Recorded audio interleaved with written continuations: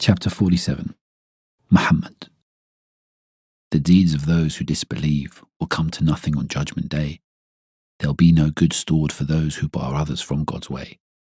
But God will overlook the sins of those who do good deeds and have faith, who believe in what was sent to Muhammad, and know that wherever they turn, east or west, they turn to their Lord's face.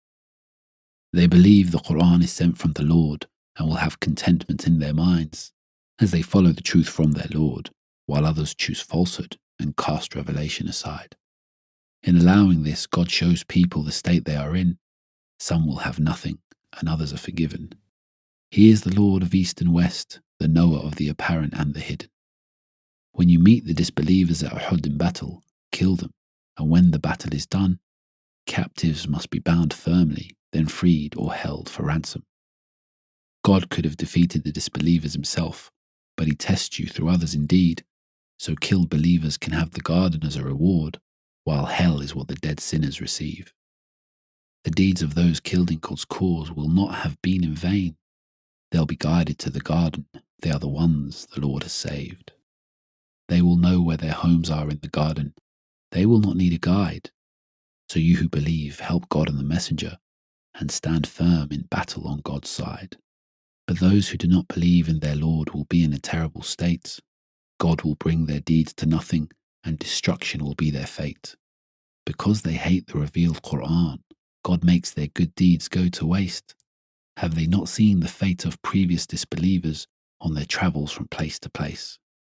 God destroyed previous sinners, and the sinners of Mecca will have the same fate too. God protects those who believe, but sinners do not receive the protection the righteous do. God will admit those who believe into gardens that are graced with flowing streams, and the disbelievers can enjoy the life of this world, but then in the fire will wail and scream. And Prophet, we have destroyed many greater towns than Mecca, which has expelled you. They had no one to help them in any way when the punishment from their Lord was due. Can those who follow the clear proof from God be compared to those who follow their desires, those whose foul deeds are made alluring to them, and towards sinful acts aspire? Compare a picture of the garden with what the sinners will have in hell. One will burn amidst the flames and have a terrible drink that will tear through their bowels as well. But the believers will be given what they are promised, rivers of utter delight, honey, milk and water, and have every type of fruit in sight. Some of those people who hear your words mock what you say when they leave, saying, "What was that? We will not listen again." They are the ones whose hearts God has sealed. As we make clear the ways of good and bad and leave people to choose a path, give them eyes to see and a tongue to speak, and count their every deed from first to last. Such people follow their own desires and are not like the ones who are on the path that's straight. He has increased each believer's awareness of the One, the Majestic, the Great. What else will the disbelievers wait for, other than the hour which will strike them unaware? When it comes, it will be too late to repent, and its signs can be found everywhere. So Prophet, hold in mind there is no God but God. Ask forgiveness to show your people what to do, and ask for the forgiveness of all the believers, and remember God knows your every move. There are some who ask why no verse has been revealed on fighting in God's way, but when a decisive verse is revealed, you will see the sick at heart's worry on each face. They visibly faint from fear of death, but obedience and respectful words to you would be best, and better still to be sincere and go and fight with the believers in a way full of truth and zest. If you turn away now, it could well be that you'll spread corruption, returning to pagan ways, and sever the ties of kinship. These are the ones to be rejected by the one worthy of all praise. He makes them blind and makes them deaf to the path of the righteous and call to good. Will they not contemplate the Qur'an? The example of such hypocrites within it is clearly not understood.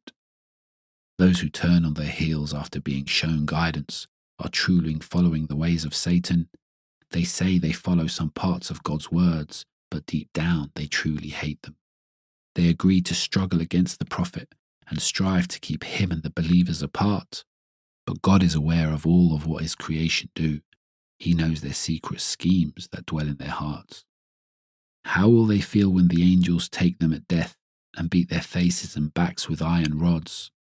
Their sinful acts lay waste to their good deeds, and they earn themselves the wrath of God.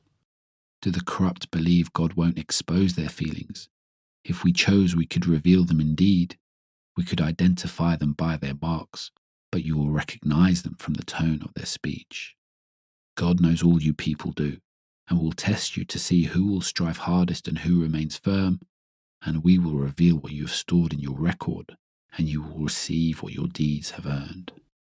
Those who disbelieve do not harm God in any way, even when trying to keep others from his path, by opposing the messenger and rejecting guidance, but the believers will have the last laugh. God will make their good deeds go to waste. Believers, do not let the same happen to you.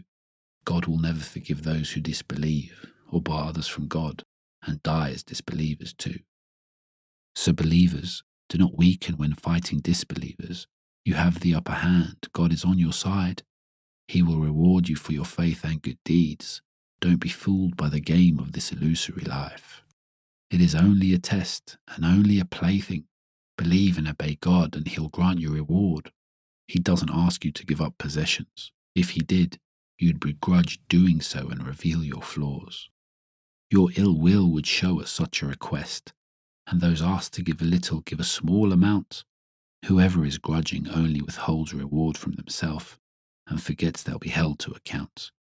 As all wealth comes from God, it is man who is in need, and if you turn away you will be replaced by others who will not be like you, but will be obedient and long for the greatest prize in heaven. They long to see their Lord's face.